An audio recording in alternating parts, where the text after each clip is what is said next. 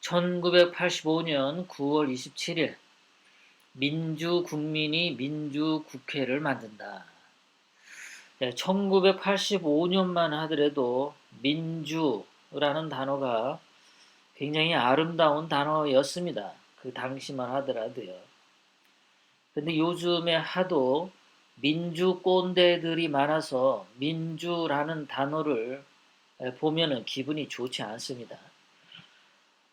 예전에 내 친구, 그러니까 학교 다닐 때 친구가 여학생이었는데요. 대학교 때. 1년 후배죠, 후배. 그 여자 이름이 민주였어요. 뭐 민주주의를 원해서 민주인지, 그래서 그 이후로 민주라는 이름을 참 많이 있었는데, 이 좋은 민주라는 것이 이 주사파 빨갱이들 때문에 이름이 더러워졌습니다. 민주주의라는 이름도 원래는 그냥 고상하고 좋았는데 그 민주주의라는 말만 하더라도 그냥 막연히 좋아할 수가 없어요. 인민민주주의냐 자유민주주의냐 라고 꼭 확인을 해봐야 하기 때문이죠. 예전에는 그냥 좋았던 것이 이제는 그냥 좋지 않습니다. 민주국민이 민주국회를 만든다. 이 말이 지금은 조금 어색한데 우리가 정확하게 알 필요는 1985년만큼은 민주라는 단어가 굉장히 좋았던 단어다. 그리고 여기서 말씀하시려고 하는 박근혜 대통령님의 본뜻은 국민 개인 개인의 주인이 된 국민 이런 거죠. 우리 박근혜 대통령님은 인간을 볼 때 그 한 사람 한 사람 개인의 자유를 존중합니다. 개인의 자유가 존중이 되어야 거기에서 개인이 보다 나은 인생을 살고자, 보다 나은 행복한 인생을 만들고자 본인의 땀과 노력으로 새로운 인생을 만들어가죠. 창의력을 발휘하기도 하고요. 그것이 바로 박근혜 대통령님의 민주의 뜻이죠.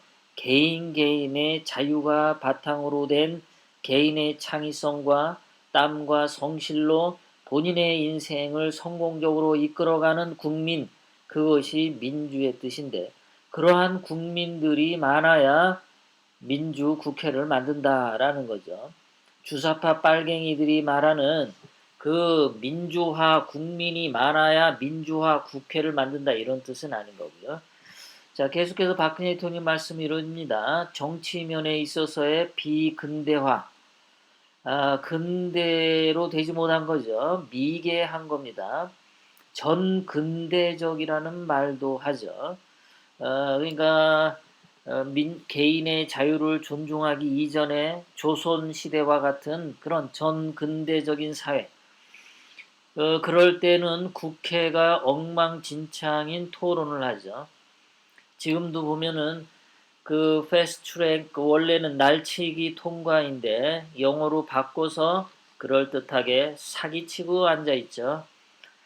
자, 거기서 말하는 연동형 비례대표제도 그것은 자유대한민국과 반대되는 길로 가는 거고, 그리고 공수처 설치도 대한민국의 법 체계와 사법 체계를 완전히 무너뜨리는 쿠데타 같은 성격인 거죠. 지방 분권을 실시하려고 한다든가 지방자치경찰제를 실시하려고 하는 그러한 패스트 트랙 날치기 통과는 엉망진창을 만드는 거죠. 대한민국은 지금 전근대적인 국회입니다.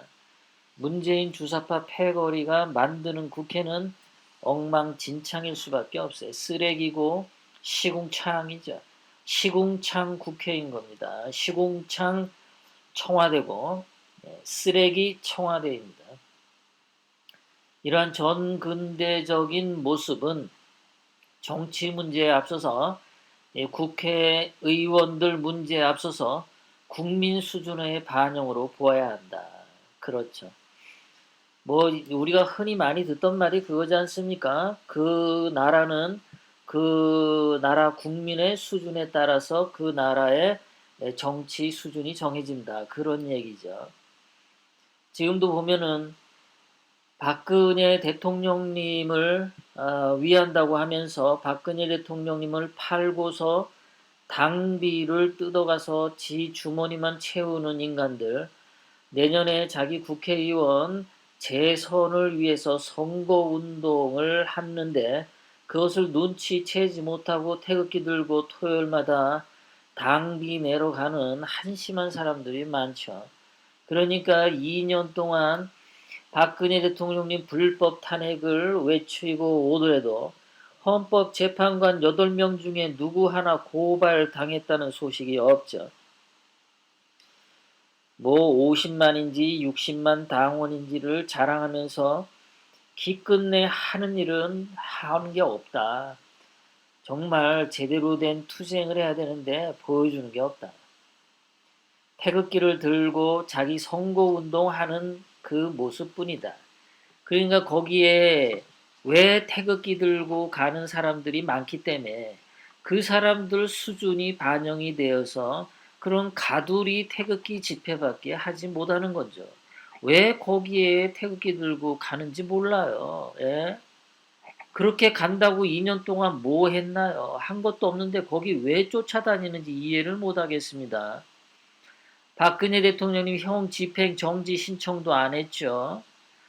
당원 60만 명이라면서 박근혜 대통령님 석방하자고 청와대 청원 게시판에 60만 명이 하루나 이틀이면 도달해야 되잖아요. 길어야 일주일이면. 8천 명이 뭐고 9천 명이 뭡니까? 창피하게. 이렇게 사기치는데도 그 본색을 모르고 멍청하게 따라다니면은 그것을 악용하는 정치꾼들은 늘 존재한다라는 거죠.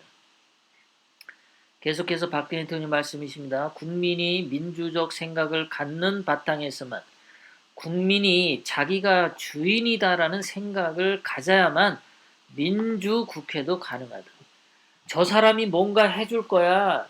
저 사람만 졸졸 쫓아다니면 저 사람이 뭔가를 해줄 거야. 이런 식으로 노예 생각으로 태극기를 들고 정치인 뒷공문이 쫓아다니면 안 된다. 저 사람은 우리의 뜻을 만들어 줄 거야. 그렇게 비굴하게 쫓아다니면 안 된다라는 거죠. 선거 전에는 투사한데 선거만 끝나면 잠수 타는 인간들도 있어요. 그런데도 여전히 미련을 못 버리죠. 여전히 미련을 못 버려요. 뭔가 이렇게 아니다 싶은 자들은 벌써 1년, 2년 겪어왔으면 아니다 싶은 정치하는 놈들은 그냥 가차없이 쓰레기통에 집어쳐 넣어야 새로운 미래 세대가 등장을 하는데 이 나이 먹은 꼰대들이 더러운 똥차처럼 퍼질러 앉아가지고 길바닥에 막혀 있으니까 새로운 신세대 리더가 성장해 나오지 않는 거죠. 쓰레기들이 길바닥에 너무 많이 퍼질러 앉아 있어요. 그 쓰레기들을 믿고 졸졸 따라다니는 수준이면은 그 쓰레기들은 영원히 치워지지 않는다. 그러면 그 길바닥과 그 동네와 그 나라는 계속 쓰레기 국가가 되는 거다. 그런 거죠. 마지막으로 박근혜 대통령님 말씀, 비판하던 자도 한자리 하거나 국회의원이 되면 마찬가지가 되는 풍토가 문제다. 열심히 민주주의를 말하던 자가 국회의원 한자리 하면 똑같이 썩어가는 거. 그것이 왜 그러냐? 왜 그러냐? 국민이 진짜 주인이 되어서 국회의원을 이렇게 해라 저렇게 하라 명령을 해야 되는데 주인이 안 되고 국민이 노예처럼 정치인 뒷공문이 졸졸 쫓아다니니까 대한민국 정치판이 개쓰레기로 계속 가는 거다라고 박근혜 대통령님이 말씀하셨습니다.